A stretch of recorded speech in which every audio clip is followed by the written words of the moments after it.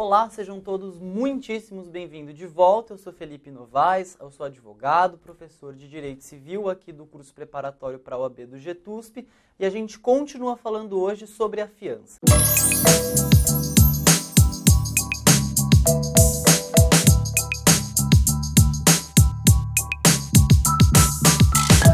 Bem, a gente continua tratando sobre os conceitos da fiança e o primeiro desses conceitos que eu gostaria de tratar hoje são os efeitos dessa fiança, ou seja, quais serão as consequências jurídicas quando você se compromete a ser fiador de alguém, ou seja, quando você firma este contrato que garante a dívida de outrem. Na verdade, aqui o que a gente está querendo dizer basicamente, são sobre alguns efeitos especiais, porque o efeito mais genérico é aquele que a gente já tem tratado nas últimas aulas, que é justamente essa possibilidade de o fiador ser demandado por conta de um inadimplemento do devedor principal, daquele contrato principal ao qual o contrato de fiança vai ser acessório. Quando a gente fala aqui dos efeitos da fiança, na verdade, eu gostaria de destacar, portanto, esse efeito especial, que é justamente a responsabilidade que os herdeiros podem ter no caso do falecimento do fiador. E o que vai dizer a norma sobre isso? É o seguinte: os herdeiros vão continuar a responder pelo contrato de fiança, tal como ele for afirmado, porém, somente até o limite de suas forças, ok? Ou seja, o que eu quero dizer com esse limite de suas forças?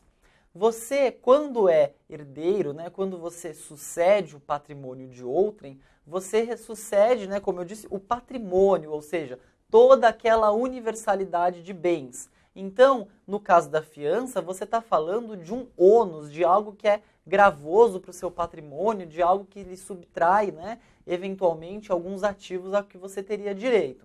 Mas, no caso da fiança, portanto, vai haver essa limitação, ou seja, você só vai responder até aquilo que é compreender a sua cota na herança. Então, veja que não é uma responsabilidade integral e ilimitada, mas limitada àquele quinhão ao qual o herdeiro teria direito, ok? Bem, agora a gente fala sobre benefício de ordem, ok? Como que é esse benefício de ordem? Primeiro vamos tratar da regra geral e depois a gente vê como que as partes podem dispor sobre esse assunto, ok? Regra geral. O fiador, ele é um garantidor da dívida, ok? Então, por disposição legal, ele só vai poder ser acionado para responder por aquela dívida no caso de inadimplemento do devedor que contraiu a obrigação principal, ok?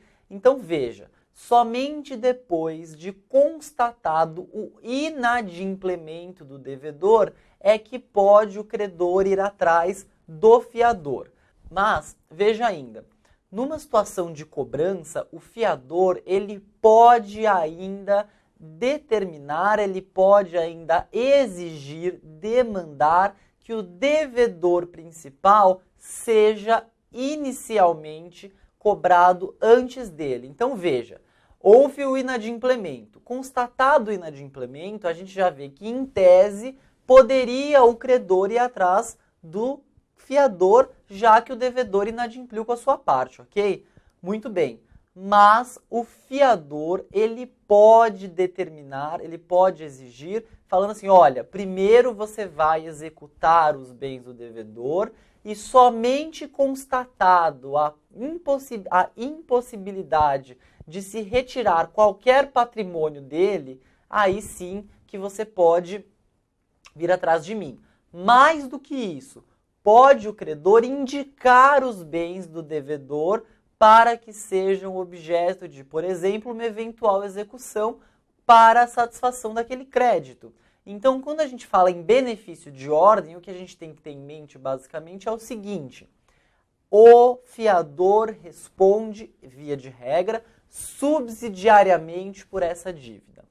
Mas o que a gente tem visto na prática e por que é importante falar dessa possibilidade de ajuste entre as partes? Então, o que a gente tem visto, basicamente, é que uma cláusula contratual, ela afasta este benefício de ordem que a lei, via de regra, determinou, ok? Então, quando você tem uma cláusula contratual dispondo que não haverá preferência do devedor principal ao credor no momento de se cobrar uma dívida inadimplida, porque veja, o fiador ele nunca vai poder ser demandado para pagar uma dívida que ainda não venceu, porque o credor assim deseja. Do contrário, ele não seria fiador, ele seria o devedor. Ele só vai poder ser cobrado a partir do momento em que há um inadimplemento. Então veja, deveria pagar no dia 5, a tal hora, etc, etc. Passou esse dia, passou essa hora, aí sim é que você pode dizer que houve o inadimplemento de alguma obrigação por parte do devedor, tá? Bem, então afastada essa subsidiariedade por conta dessa cláusula contratual, vale aquilo que está disposto no contrato, ou seja, o fiador ele pode ser demandado tanto quanto pode ser demandado o devedor em havendo algum inadimplemento, ok? Sobre a extensão da fiança, ou seja, aquilo que ela vai abranger, o que nós temos a dizer é o seguinte: a fiança ela pode ser tanto quanto da dívida inteira quanto de parte dela. Então, não necessariamente aquilo que restou garantido, ele vai cobrir o todo que o devedor não adimpliu. Pode ser que essa garantia ela verse tão somente sobre um pedaço daquela obrigação contraída entre o credor e o devedor do contrato principal, ok? E se tiver mais de um fiador, eles serão presumivelmente solidários naquela obrigação. Ou seja, a gente vai estudar a solidariedade no direito das obrigações, mas só adiantando um pouco para a gente não ficar sem um conceito, para ficar com um conceito, para a gente não ter um conceito vazio. Quando a gente fala na solidariedade, a gente quer dizer o seguinte: qualquer um desses dois pode ser demandado pelo todo. Então veja, se houver mais de um fiador, tanto um quanto o outro vão poder ser demandados pelo todo da dívida. E se alguém foi demandado para cobrir uma dívida inteira, então ele vai poder cobrar do outro a parte, né, a metade, vamos supor que são dois. Né? Então existe o fiador A, o fiador B e o credor C. Aí o devedor inadimpliu e o credor ele vai lá e demanda toda a dívida do fiador A. Falou, olha, você fez um contrato de fiança que ia me assegurar, que ia me cobrir o eventual prejuízo causado pelo devedor. Esse prejuízo aconteceu e eu quero que você adimpla com a parte dele. E aí vai lá o A e ele cobre o todo da dívida. Mas então que situação injusta, o B se livrou? Não. Nessa situação, a gente vai estudar depois com mais calma, mas só para a gente adiantar. Nessa situação, o fiador A vai poder demandar metade daquilo que ele pagou, porque em tese ele dividiria isso com o fiador B, sobre aquele valor. Então ele vai se subrogar nos direitos de credor para poder demandar do fiador B, ok? Ademais, artigo 834 vai dizer o seguinte: quando o credor sem justa causa demorar a execução iniciada contra o devedor, poderá o fiador promover-lhe o andamento. O que isso quer dizer? Veja, o credor e o fiador possuem interesses, embora de naturezas distintas e de momentos distintos, mas ambos possuem interesse que o devedor cumpra com aquilo que ele assumiu, ok? Qual que é o interesse do credor? A satisfação do seu crédito, certo? Então, ele busca do devedor que ele cumpra com a sua obrigação porque ele quer ver o seu crédito satisfeito. Ok. E qual que é o interesse do fiador? Simplesmente se livrar de ter que pagar por eventual crédito não satisfeito pelo devedor. Não é justamente essa a função do fiador? Então, o que vai dizer o artigo 834?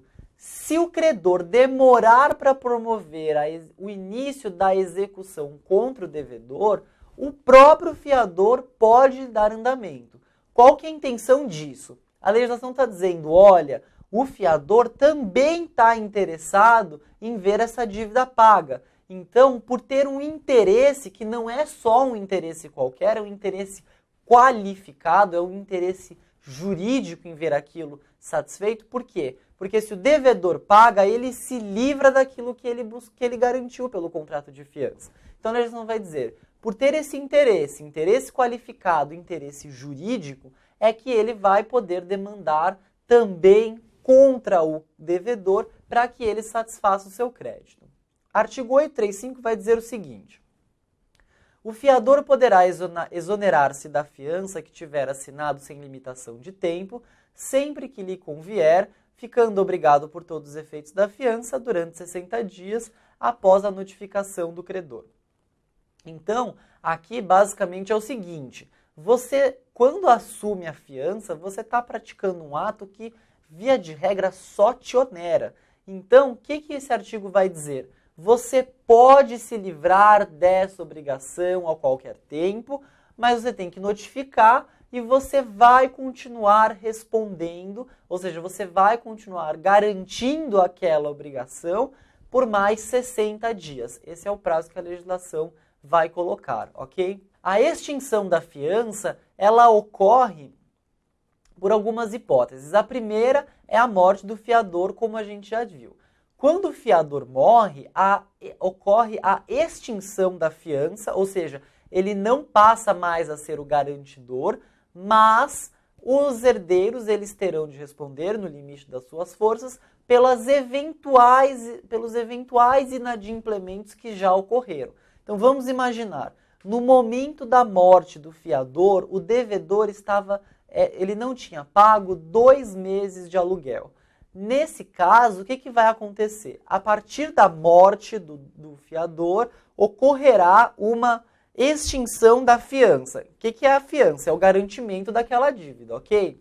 Então, quer dizer, se houver um terceiro mês em que o devedor principal não adimpa com a sua obrigação, já não vai ter mais ninguém nada a ver com isso, ok? Mas, em relação àquele inadimplemento que já existia à época da morte do fiador, eles continuarão e, portanto, os herdeiros serão demandados por isso no limite de suas forças, tá? Ademais, existem outras hipóteses em que o fiador ele fica desobrigado e a norma também vai trazer isso. Hipótese 1. Se, sem consentimento seu, o credor conceder moratória ao devedor. Então, o que é essa hipótese? O credor vira para o devedor e fala assim, olha, você pode deixar de pagar, vamos prolongar este contrato e você não vai mais me pagar, né? Ou fique um tempo sem me pagar, depois você paga. Essa moratória em não sendo feita